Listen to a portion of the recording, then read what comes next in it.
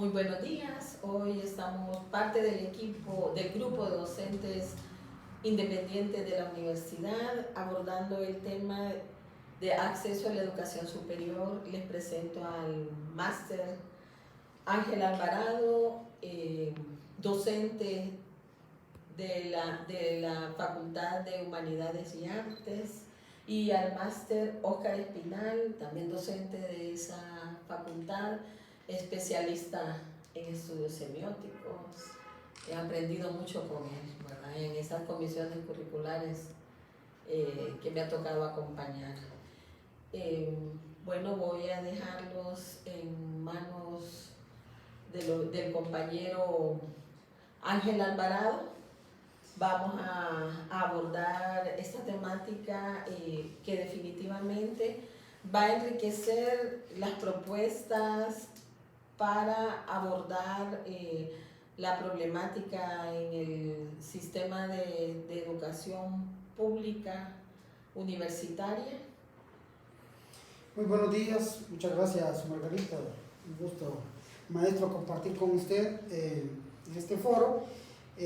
Bueno, creo que es de trascendencia e importancia poder abordar el tema de la educación pública, puesto que nuestra universidad, el alma mater, pues es la máxima casa de estudios en el país, ¿verdad? A nivel de la educación pública superior también. Creo que la educación en términos generales en el país viene teniendo diferentes problemas. Tiene que ver, por ejemplo, con el acceso, con la permanencia de los educandos en el sistema educativo, pero también hay toda una problemática docente y de logística a nivel de lo que es la educación pública. Sin embargo, hay que reconocer que la educación pública es la educación más importante de un país, ¿verdad? Es decir, la educación pública es prácticamente el sistema de educación de un país, es en el que se sostiene ese sistema de educación, y por tanto es a la que estamos abocados la gran mayoría de la población hondureña. En el caso de Honduras, por ejemplo, la educación pública se corresponde con la mayor oferta de educación que existe en el país, ¿verdad? Sí, hablábamos con los compañeros que abordar la problemática del sistema público de educación es un objetivo estratégico para generar las condiciones y que el país mejore y que avance hacia esa ruta del desarrollo que los teóricos lo plantean como muy lejano o que se aproxima en el tiempo, pero que cada vez miramos que el camino es más difícil, más arduo. Hay enormes intereses, ¿verdad? Hasta geoestratégicos, podemos señalarlo, ¿verdad? Para que sigamos como un país subdesarrollado. Por ejemplo, tenemos una zona como la Mosquitia, ¿verdad? Que muchos especialistas señalan que esta zona no ha logrado insertarse en el modo capitalista de producción, y no es cierto, ¿verdad? Observamos que desde hace 2, 3 siglos, ¿verdad? Cuando se inician estas etapas del desarrollo, ya estas zonas territoriales jugaron un papel importante como rutas marítimas, ¿verdad? Como rutas de explotación de recursos naturales, y actualmente, bueno, en la década del 80 era prioritario controlar estas zonas, ¿verdad? Y también los pueblos originarios que han habitado durante siglos estos territorios han sido sometidos. Y actualmente la presencia del Estado en estos territorios es casi nula, ¿verdad? Se le violentan no solo el derecho al uso de su lengua, ¿verdad? en materia de educación, el Estado ha sido incapaz de preparar todos esos cuadros que van a brindar servicios académicos a los pobladores de esta zona. No se brindan, además de las condiciones adecuadas para adquirir destrezas y habilidades y prepararlos para desempeñarse en este mundo tan globalizado. También se ignora su cultura, ¿verdad? Se ha ignorado su forma de organización y se les somete a una explotación cada vez más dura. Por ejemplo, en épocas de la pandemia, estas poblaciones fueron más que abandonadas, ¿verdad? En materia de salud, pero también en materia de educación, ¿verdad? Sin acceso a ningún servicio, ¿verdad? Para garantizar una educación de calidad, dicen algunos, ¿verdad? El concepto de calidad todavía lo pondría en discusión. Muy bien, así es, buenos días a todos. Totalmente de acuerdo con Margarita con respecto a la Mosquitia como una comunidad olvidada, pero en verdad no solo la Mosquitia, ¿verdad? Tal vez ese sería el ejemplo extremo, pero que tenemos una gran cantidad de comunidades rurales que no tienen escuela, que no tienen colegio y mucho menos universidad, donde el acceso entonces a la educación es muy escasa o puede llegar a que no existe. Ha habido algunas organizaciones que llegan a suplir esta parte donde el Ministerio de Educación no llega.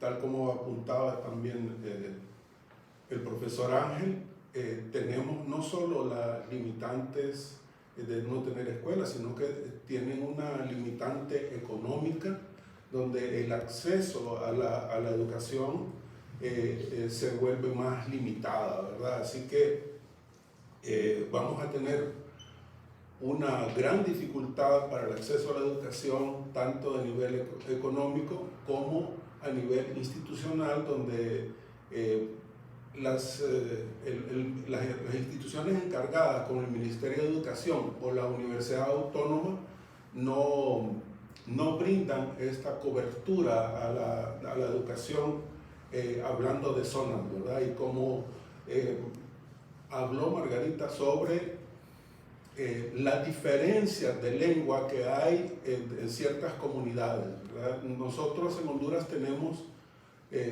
unas 8 comunidades que hablan otra lengua, que tienen como lengua materna un idioma diferente al idioma español y que tienen entonces mayor dificultad para estudiar en una escuela donde estas escuelas